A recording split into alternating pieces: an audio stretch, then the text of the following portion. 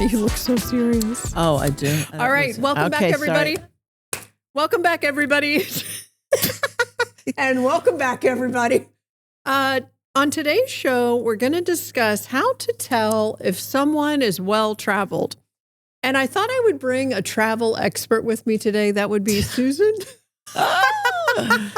Because I really think you can tell. Oh, yeah. You can tell. There's no question about it. Yeah. You can tell. So let's break this down. Okay. How to tell if someone is well-traveled.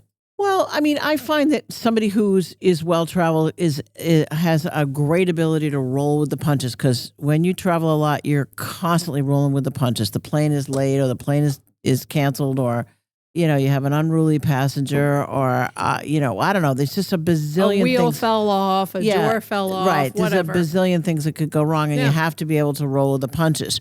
So the first notable thing is, I think that when you're waiting for the boarding process to start, that you can usually tell the people who are a little like off to the side in their quiet little corner, like just waiting for their number to be called, and they're not fidgeting, and they're not standing like right up there and doing that side to side thing, and so on and so forth. They're neatly dressed. They have the appropriate backpack on, or the carry-on that's the right size, not 40,000 things with pillows hanging off of it and stuffed animals hanging off of it, and then the boo-boos. Right, and then the gate agent has to say, well, you have to put that and that and that and that, and like you got to consolidate. So somebody who clearly already knows the rules.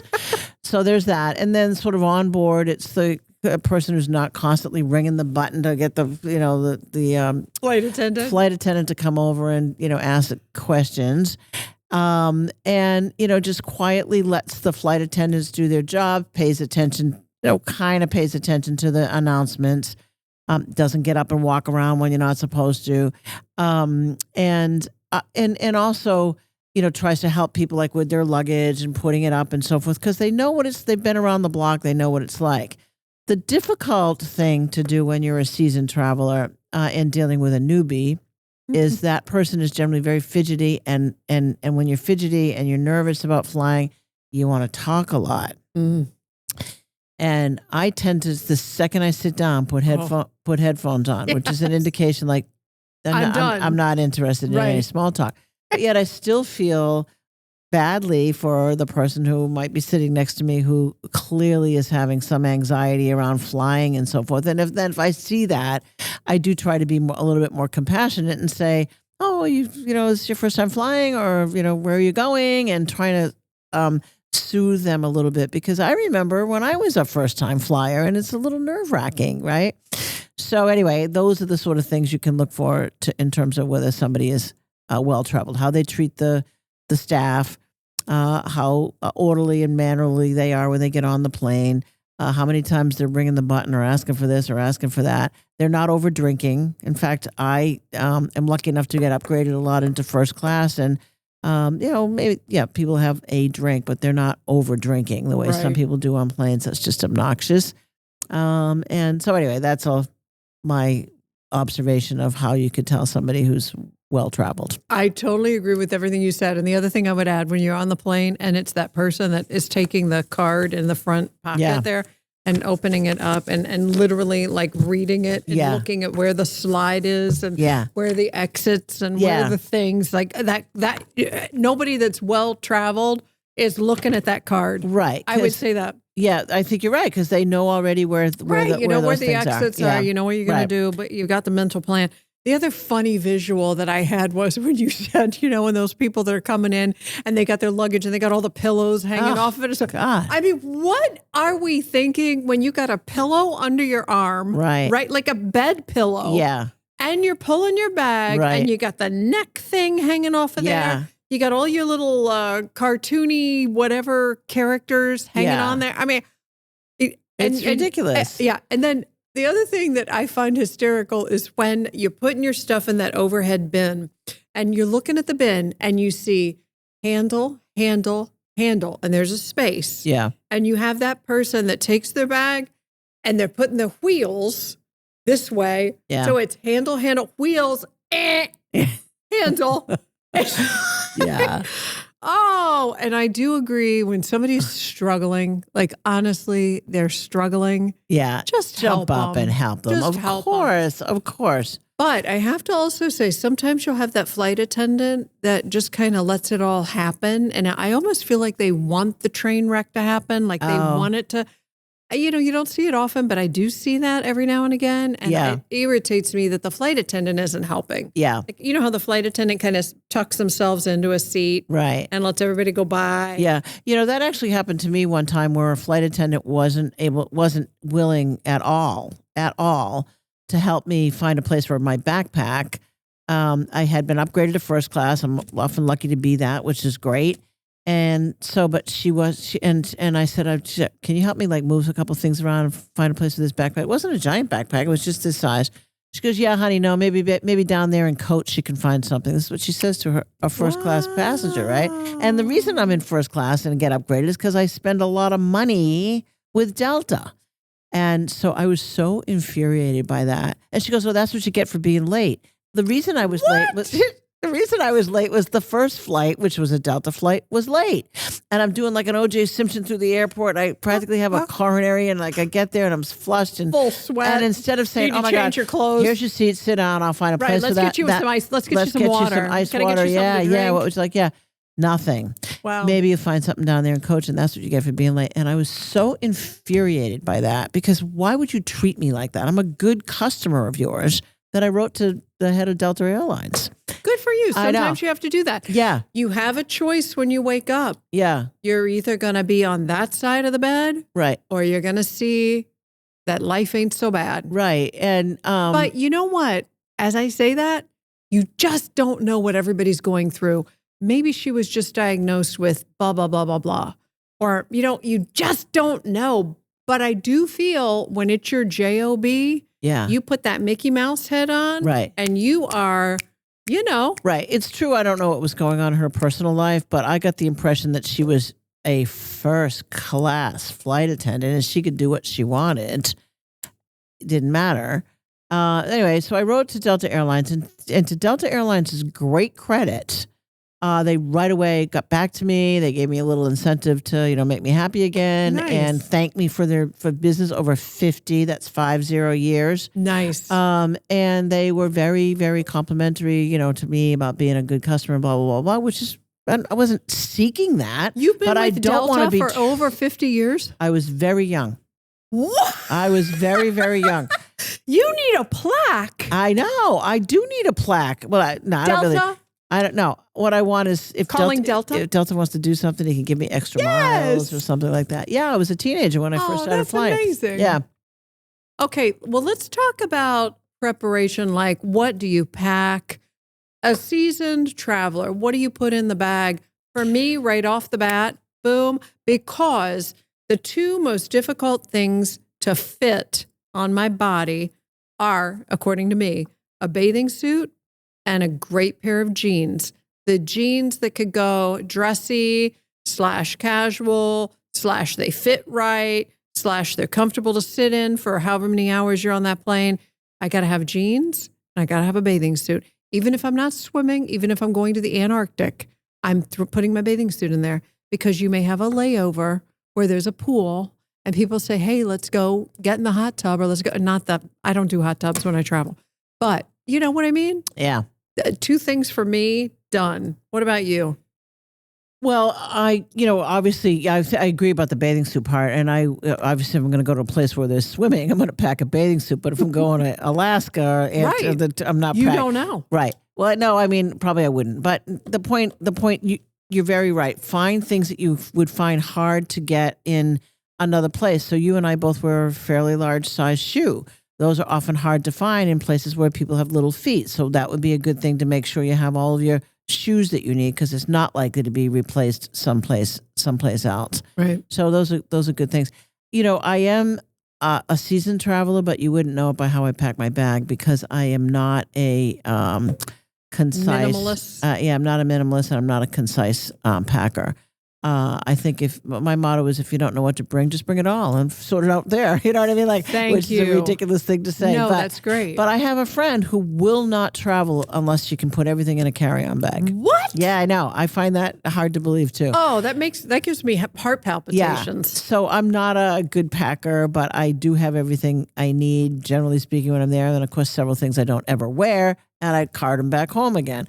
But are you organized? Like when I unzip that suitcase and I open your suitcase, is it going to be organized, or do you just kind of put it in there? No, it's organized, but only in a pattern I would recognize, right? Okay. You know, like if I said to you, here's my suitcase, find my blue and white check pants, you wouldn't know like what to do because Do you pack it by outfit, and do you roll the stuff? Yeah, roll the stuff. Oh, and my I don't God. pack. I don't pack by outfit, but I do roll the stuff, and I put certain things in certain places. But I also use the inside of shoes. Like nothing goes to waste. Space wise. Yeah, and we're still 50 to 70 pounds with the carry on, or with the check bag. Yeah. I mean, me too. Right. I don't care if I roll it, stuff it, whatever.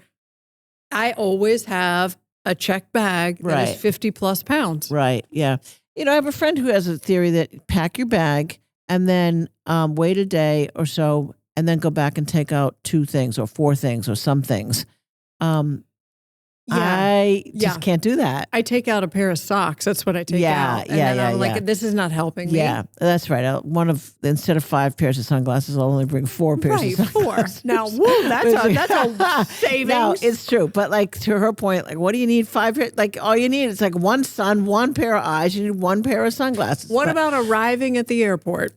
Like, do you get there an hour ahead? Do you get there 2 hours ahead for domestic or for international? What?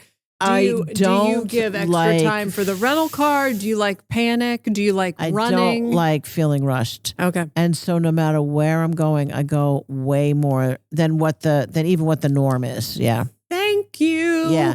Because I'd much rather sit and read my book in the waiting area than to be rushing through and get to the airport like, oh my God, the security line today is crazy. And even though I have clear and I have other ways to get past some of those lines, you just don't know until you get there what you're likely to have. So I don't like the panic of it at all. I think it sets the trip in a bad place if you're heading out, and I don't like it coming back. So I tend to give more time than they require. I do too. Yeah. I love being ahead of time. Yeah. I'm naturally, I've been forced to be a planner for most of my adult life with the career that I have. Right. So for me, getting there early is amazing. Yeah. But a lot of my retired friends fly by the seat of their pants. Yeah. I can't take it. I can't do it either. I don't know how they do that. I would be a nervous wreck, and it would just set me up for the rest of the trip, which wouldn't be good. Yeah. Yeah. What about how much luggage will you bring? Like, do you check 1 bag, 2 bags? Yes, I'll check 1 bag. I just got rid of my suitcase that was colloquially called the coffin. That I no longer have because it's just too big and too unwieldy. And, I'm lifting stuff up myself to put it, so to put on like transportation buses from the terminal to the rental car place. So I have to be mindful of that. So anyway, I do have a bag I check. And then I carry on it's like a tote bag and a backpack. What? You don't have any wheels? No, I don't. Oh, but I can't stand. No. Well, the backpack is sitting on my back. Yeah, but that pulls on my neck. Oh, okay. Well, I don't have that, at least not yet. I don't have that problem. So yeah, and then I have a tote, but usually the distance between one terminal and the other isn't so long, particularly if there's a Delta lounge in between. You can stop and take it easy, go to the bathroom, have something cold to drink, that kind of thing. Feel like a human being. Yeah. Yeah. What about bringing food on the plane? I almost never bring food on the plane, certainly not hot food or stinky food, because that's another example of somebody who hasn't been a long-term traveler, I think, because that's obnoxious. Like stinky Indian food or something on the plane. Now, will I bring a granola bar if I feel like there's going to be a period of time where I might need something? Yes, but even that's rare because I'm... Okay, so for me, I don't want to be hangry. I can get hangry. So I always have an apple, like cut up or in a bag, or I'll have a granola bar. Or I have to have snacks. Okay. I must have snacks because if we get on the plane and the wheel's fallen off and we've got to sit on the plane for 9 hours and then they'll get us back to the gate and we're going to get another. No. Jenny is not going to be hangry. Okay. So Jenny has snacks. Yeah. Okay. Well, that's actually a good idea. If I'm traveling with you or with whomever, I always have enough to share. Yeah. I always bring enough for whomever so no one is hangry. Yeah. Okay. Well, that makes, good sense. Yeah. And people around me, they're like, they're drooling, they're like, oh my God, I wish I should have had. Oh my God, look what she has. But it takes 2 seconds to throw it in your bag and it's not a big deal. Yeah. Bananas do not travel well. No, they don't travel well. Right? Anyway. Yeah. Well, I think it's pretty easy to spot people that are nervous, people that don't know what they're doing, right? People that it's the first time. Are you a good sleeper on the plane? So I'm generally in real life a very good sleeper. And so therefore I can often sleep on planes because I have no trouble sleeping. But I'm also a very finicky sleeper. So I prefer the lie down beds, which are expensive. So I don't always fly like that. And I've never been a fan of those pillows on your neck. I've never been able to find one that makes sense for me. And then you have to lug it all over the world with you like that. You blow them up or you deflate them or whatever. Yeah. Yeah. And I've never found that to work. They have ones where you can go like this and it's supposed to it doesn't work. Yeah. Nothing works. That's what I think too. But you see them a lot. So some people are getting some satisfaction out of those neck pillows. So, but yeah, generally saying I do sleep on planes, but I would prefer a really good night's sleep in a lie down bed, but I don't always get that. I agree with you. They're expensive. Oh, they are. And I sleep on the plane sitting up with a pillow, without a pillow. But once I wake up from that sleep, I'm fidgety. Yeah. I'm like, okay, all right. Like how much longer? What am I doing? What's on? I gotta like. Yeah. And I also find that when I do sleep sitting up, like I tend to go forward like this. And so therefore I tend to every once in a while.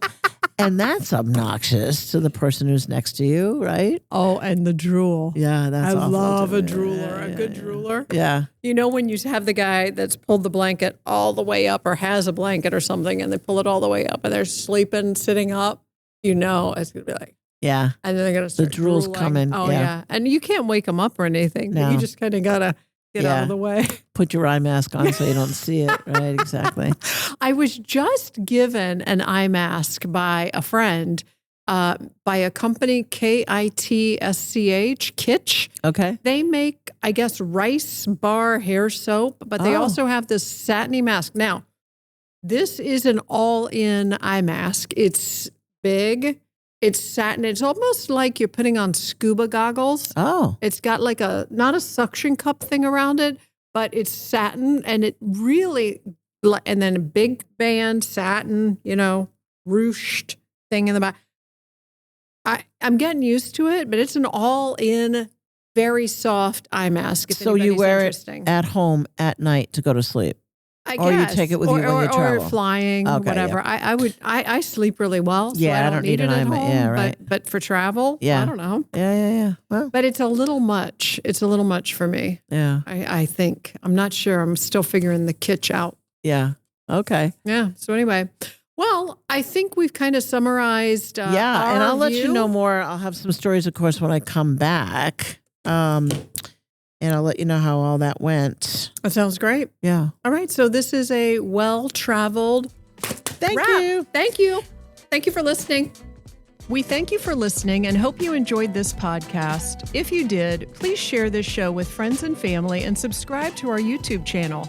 This way, you'll never miss weekly drops. Stay strong, dream big, and floss your teeth.